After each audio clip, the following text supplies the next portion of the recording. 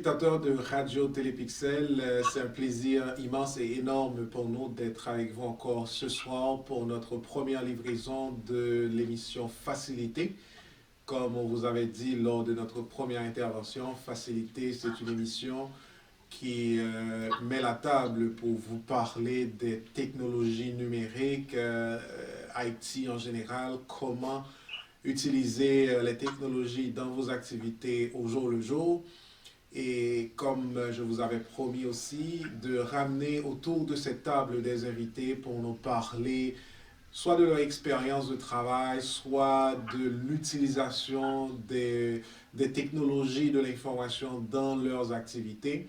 Eh bien, c'est en ce sens qu'aujourd'hui, nous avons l'honneur de recevoir notre premier invité. C'est quelqu'un avec qui on a développé de très bonnes relations et qui travaille dans le domaine des TI depuis plus d'une dizaine d'années. Il travaille présentement pour une banque américaine comme Cloud Infrastructure Engineer. C'est quelqu'un qui a gravi presque tous les échelons, en commençant par Desktop Support pour passer par Network System Administrator, Senior System Engineer, pour devenir Cloud Infrastructure Engineer pour une banque new-yorkaise. Alors, son nom, c'est Kenel Jean-Charles. Il est avec nous par FaceTime, étant donné que lui, il est aux États-Unis et nous, on est ici à Montréal. Mais avant de saluer Kenel, juste pour faire une mise en contexte, nous sommes très fiers de l'avoir comme premier invité dans pour cette émission Facilité, parce que moi et Kenel, nous avons une histoire ensemble. Parce que l'exercice que nous sommes en train de faire là présentement, on l'a fait au début des années 2000 à Port-au-Prince, en Haïti, à Radio Planète Créole. Je ne sais pas si ça vous dit quelque chose, si vous venez d'Haïti ou si vous entendez parler de cette station de radio. On a eu une émission de ce même type. À la seule différence, c'était une émission radiophonique où l'on se proposait une fois par semaine de parler aux gens, d'aider les gens à troubleshooter. Il y avait une ligne ouverte où les auditeurs nous appelaient, on discutait avec eux, ils nous posaient, en fait, ils nous expliquaient plutôt leurs problèmes, les difficultés qu'ils ont avec soit leurs ordinateurs, soit leur imprimante. Et nous, au bout du fil, on leur donnait des solutions, des actions à faire pour réparer soit leur computer, soit leur imprimante. Et puis, c'était vraiment une émission à succès. On a travaillé sur ce projet pendant 2 ou 3 années. Et puis, vers la fin de 2003, début 2004, comme vous le savez tous, si vous venez d'Haïti et vous nous écoutez, à cette époque-là en Haïti, les choses ne se passaient pas trop bien. Donc, on a dû mettre fin à ce projet de manière spontanée, juste pour raison de sécurité. Bref, Kenel, il est au bout du fil. Kenel Jean-Charles, c'est un plaisir pour nous de vous recevoir et de vous présenter à notre auditoire, à nos téléspectateurs, dans le cadre de l'émission Facilité. Bonsoir Clément, bonsoir mon ami, bonsoir téléspectateurs de la radio. Télépixel. Êtes-vous là, Kenel? Je suis là. Ah, ok, parfait. Il y avait une coupure. Bon, ben parfait. Kenel, je vous ai présenté tantôt. J'ai dit que vous êtes la personne type, la personne idéale pour débuter cette émission à 2 aspects. D'abord, pour notre expérience dans un exercice de ce même type, de ce même genre. Et aussi comme quelqu'un qui a gravi presque tous les échelons en Amérique du Nord, plus précisément à New York, pour devenir aujourd'hui ce qu'on appelle un Cloud Engineer, Cloud Infrastructure Engineer pour une grande banque dans la ville de New York. Kenel, si je parle à une personne, je lui dis, eh ben, ce gars-là, ce type-là, il est Cloud Infrastructure Engineer. Qu'est-ce que je lui dis à cette personne? Bonsoir Clément, bonsoir téléspectateurs de la radio Pixel. Tu m'entends Clément? Oui, ça va, c'est beau. Et on vous écoute. C'est un plaisir d'être avec vous, Clément. Comme vous l'avez dit, on avait fait ça en Haïti. C'était à la radio, maintenant c'est à la télé. Comme vous l'avez dit, Clément, un cloud computing engineer. Now, comme vous le savez, everything pretty much everything is in the cloud now. Que ce soit quand vous utilisez votre téléphone et maintenant iCloud, quand on dit iCloud, si vous avez un iPhone ou bien vous avez un téléphone Samsung, vous utilisez le Google Cloud. So, pour parler de cloud, on doit citer les trois grands clouds. C'est Amazon, c'est AWS, Amazon Web Services. Et puis, on a Microsoft Azure,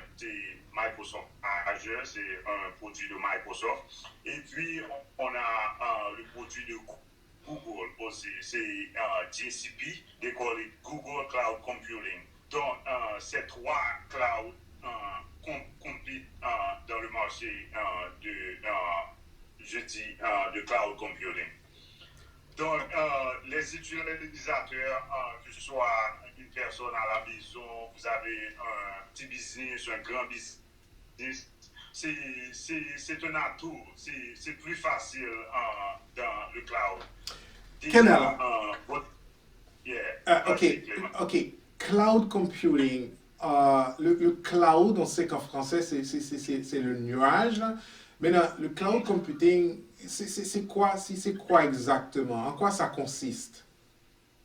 Bon, le cloud computing, c'est un terme général, mais c'est quoi ça? Ce sont des,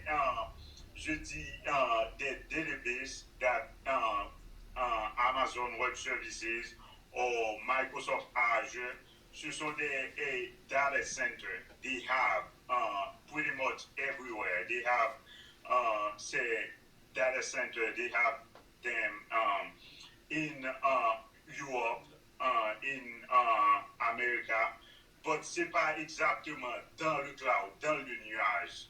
C'est plutôt quelque part très sécurisé. Personne ne sait, parce que pour des raisons de sécurité. Et puis des fois, c'est au-dessus de la mer aussi. Mais ce sont des données répliquées partout dans le monde. C'est ce qu'on appelle cloud computing.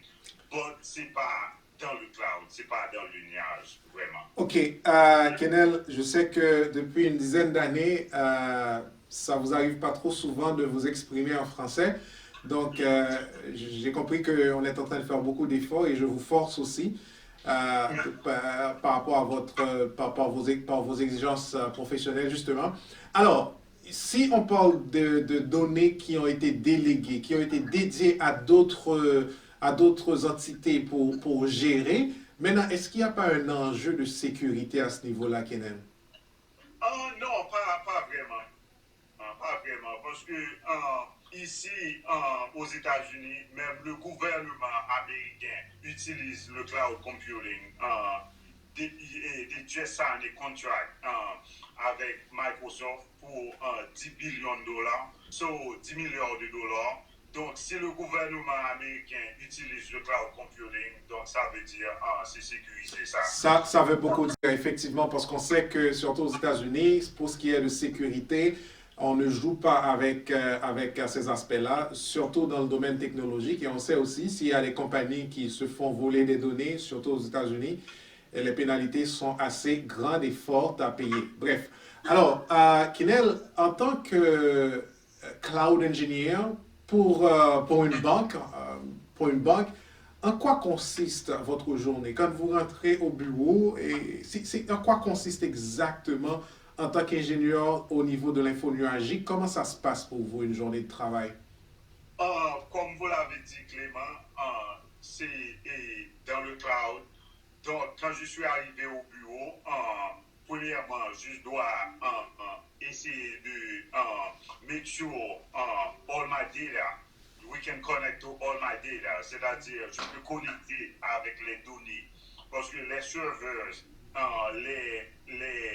les données, ce ne sont pas à la banque anymore, elles ne sont pas à la banque, c'est dans le cloud now.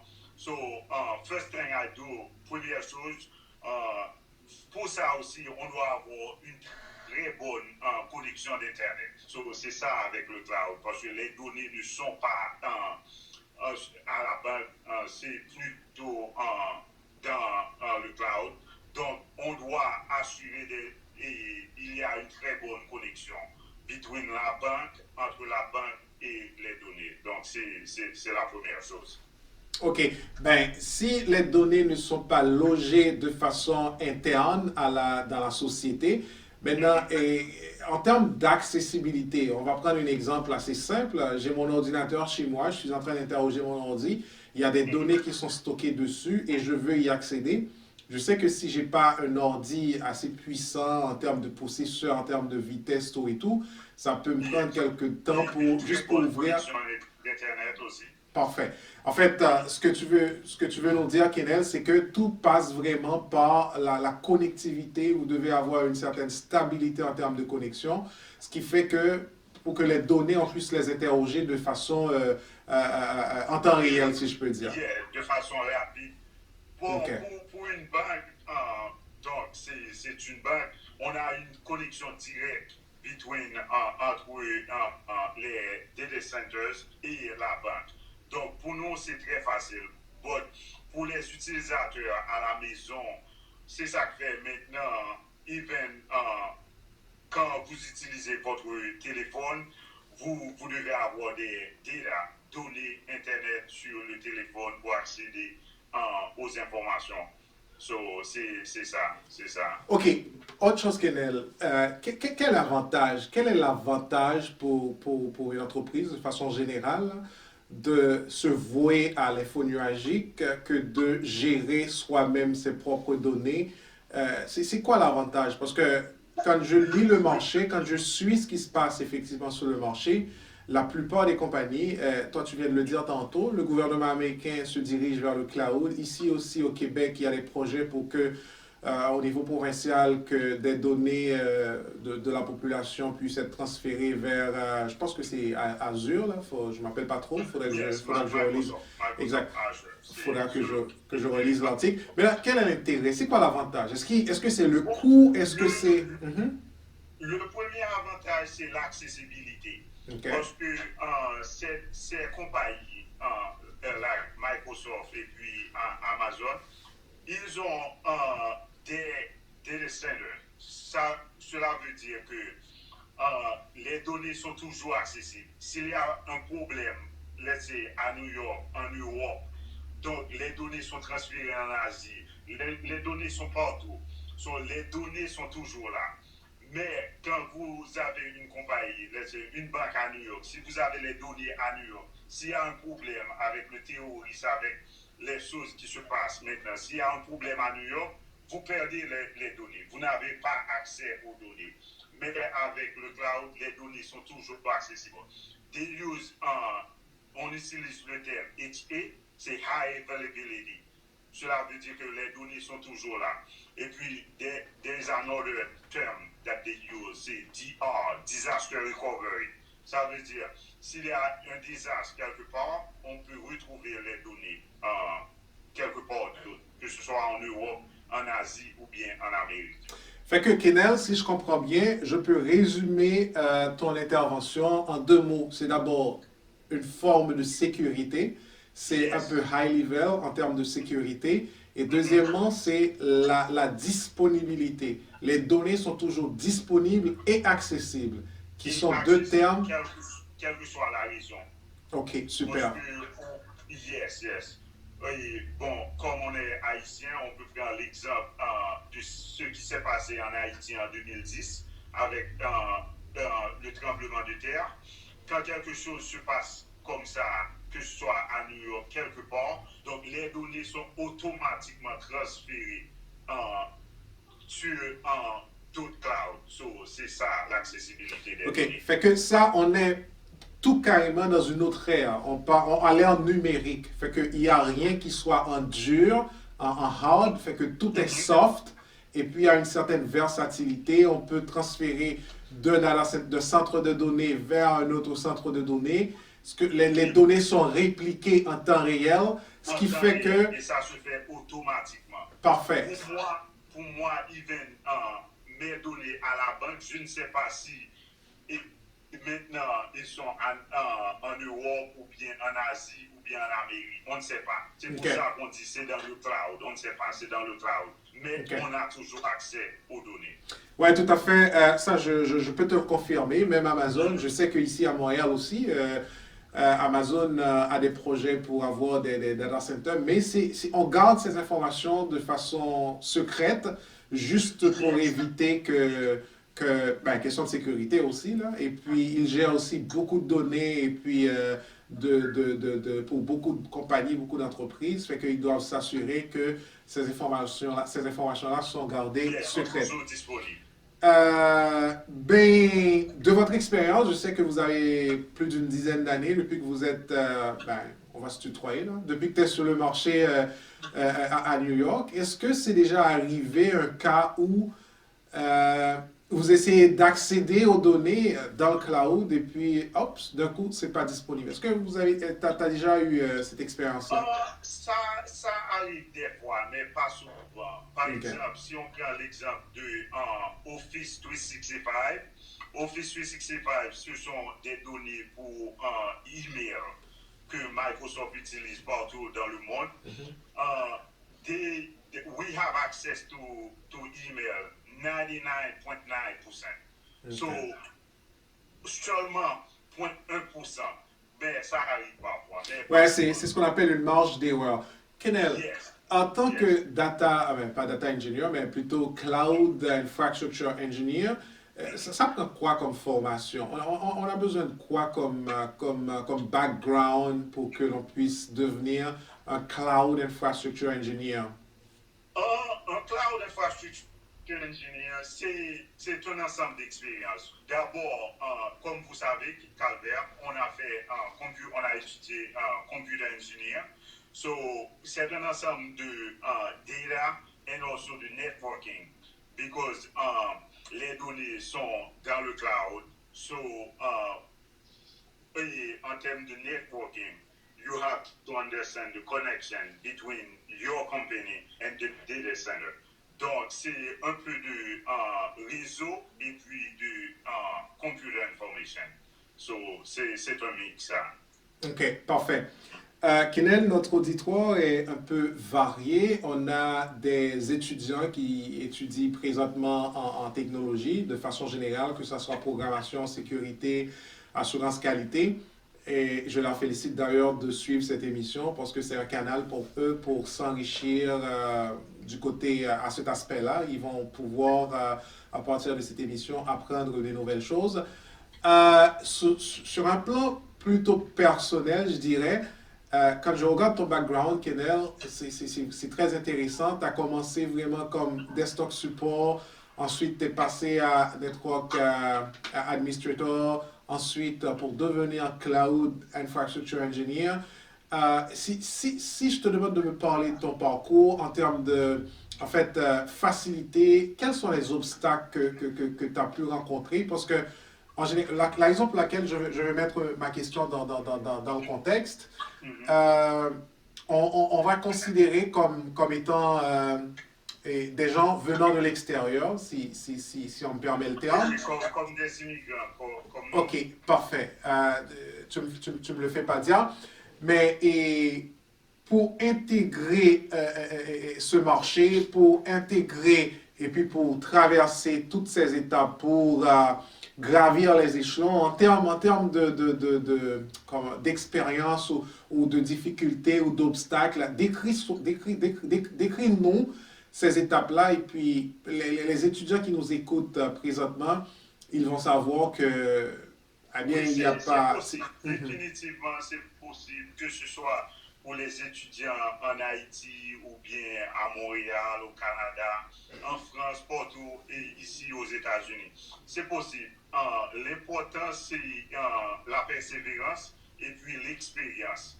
L'expérience en domaine technologie, c'est très très important, comme vous le savez, Calvert, parce qu'on a commencé à Haïti, à Port-au-Prince, et puis après, on a travaillé pour d'autres compagnies, et puis arrivé aux États-Unis, au Canada, on a continué.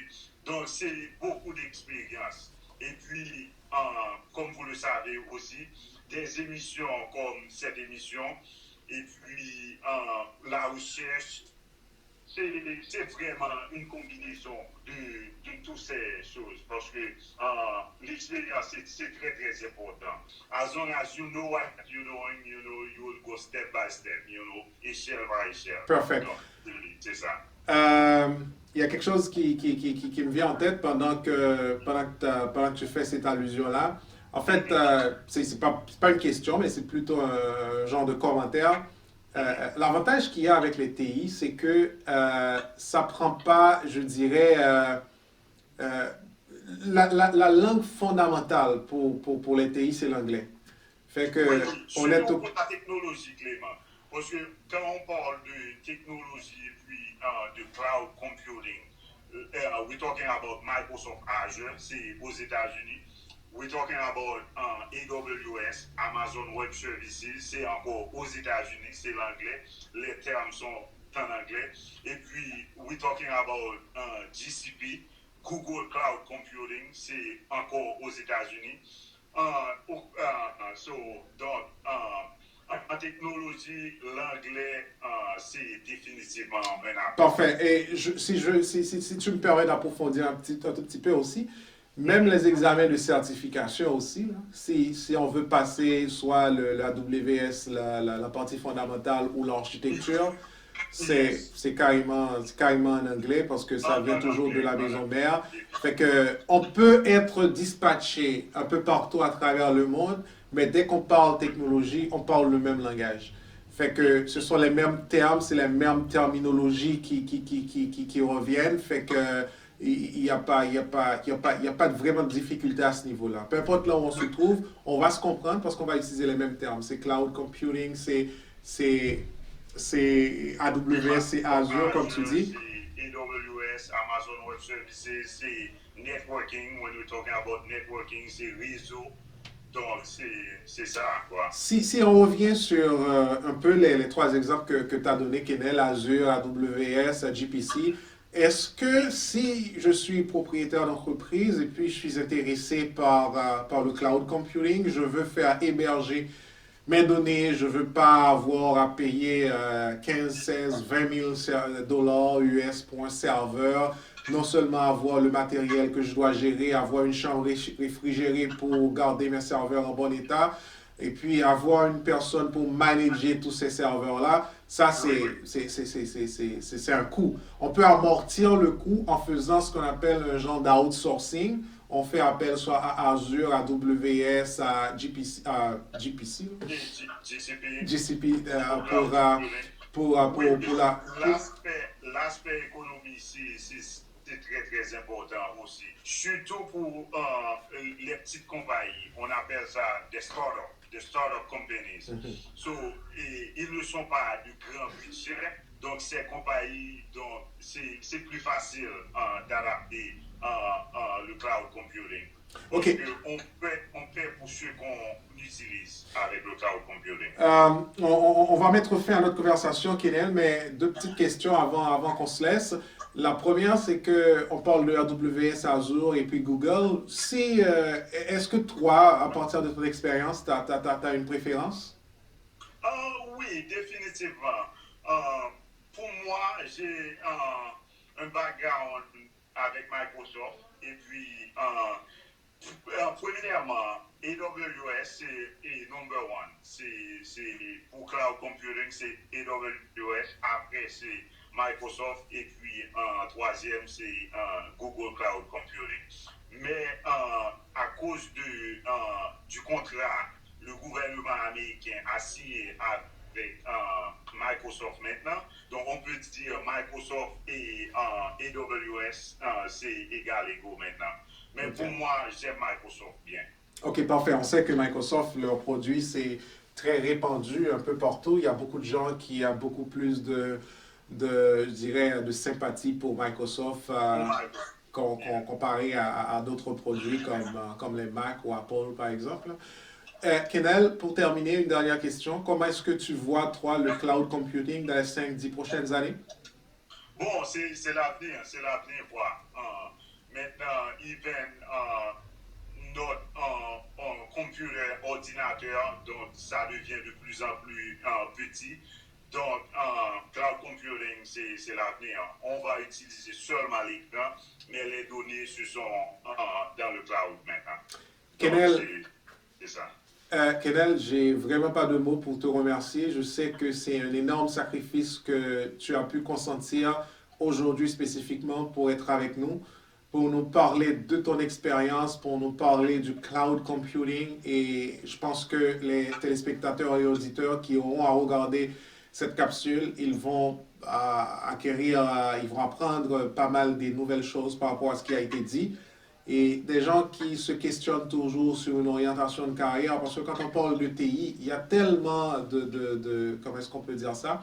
Il y a d'embouchures ou de filiales que l'on peut prendre. Il y a le networking, il y a la programmation, il y a la sécurité, il y a l'assurance qualité, il y a tellement de branches dans les TI. Maintenant, si vous La étiez... technologie, pour moi, c'est comme la médecine. Il y a pas mal de branches, comme vous avez dit, Clément. Je suis tout à fait d'accord avec cette analogie parce qu'il y a pas mal de choses à apprendre et on aura toujours quelque chose à apprendre. Exactement. Comme on a promis à tous nos amis téléspectateurs, on est arrivé à la fin de notre première livraison. Je vous ai dit que je devrais vous prodiguer quelques conseils, quelques bonnes pratiques et même vous parler d'une application que vous pouvez utiliser dans vos activités au jour le jour qui pourrait vous faciliter la vie. Le premier conseil que j'ai pour vous dans le cadre de cette émission, c'est de vous dire de faire attention quand vous rechargez votre téléphone portable dans les bornes publiques. On va dire que quand vous arrivez, par exemple, dans les aéroports, dans les grands espaces ouverts, dans les gares, quand vous chargez votre téléphone portable, faites bien attention. Vous pouvez bien brancher votre téléphone, mais question de sécurité, on peut toujours hacker votre téléphone de la façon dont vous le branchez. C'est pour ça qu'il y a, sans vouloir faire de publicité pour Amazon, qui vend un petit connecteur USB, ce qu'on appelle un data blocker, pour empêcher à ce que les gens puissent faire d'intrusion dans votre téléphone. Il y a plusieurs personnes qui ont été victimes de cette situation. Donc, quand vous rechargez votre téléphone dans des espaces publics, dans des bornes publiques, faites bien attention. Si vous pouvez vous procurer ce petit outil-là, qui se vend à quelques dollars sur Amazon, en fait, c'est un data blocker. Il y a une extension USB. Au lieu de plugger votre câble USB directement dans l'adapteur qui est mural, vous mettez le petit data blocker. Maintenant, ça sécurise votre téléphone portable. À ce moment-là, on va pas pouvoir y accéder. C'est un petit conseil et sur ce conseil-là, je salue mon ami James qui nous l'a partagé. Et en termes d'application, je vous ai dit que je devrais vous parler d'une application. Et l'application que je vous présente dans le cadre de cette émission, c'est Hopper. C'est Hopper. C'est une application qui nous permet de faire de la réservation de vol. Si vous voulez réserver pour un vol pour Barcelone, on va dire dans 2 semaines, vous téléchargez cette application, vous allez sur Hopper et puis vous mettez votre point de départ, vous mettez votre destination et ça va faire un scanning de tous les meilleurs vols à meilleur prix de votre destination, en fait de votre point de départ jusqu'à votre destination pour vous donner le meilleur prix. Je vous invite à expérimenter cette application et vous me donnerez des nouvelles. Mon nom c'est Clément Calvert, c'est un plaisir pour moi de partager ces conseils, de partager avec vous durant cette émission. Notre prochain rendez-vous c'est pour la semaine prochaine et on aura à recevoir une autre invitée qui aura à nous parler des termes TI et qui aura aussi à nous parler de son expérience dans le domaine TI. Pour le contact avec nous, c'est clément.calvert@clémentcalvert.com. Et si vous êtes intéressé par rapport à notre conversation qu'on vient d'avoir avec notre ami Kenel, vous pouvez toujours nous contacter et on peut toujours vous mettre en contact avec Kenel si d'aventure vous aimeriez approfondir cette conversation pour avoir un peu plus de détails. Mesdames, Messieurs, encore une fois, merci. À la prochaine.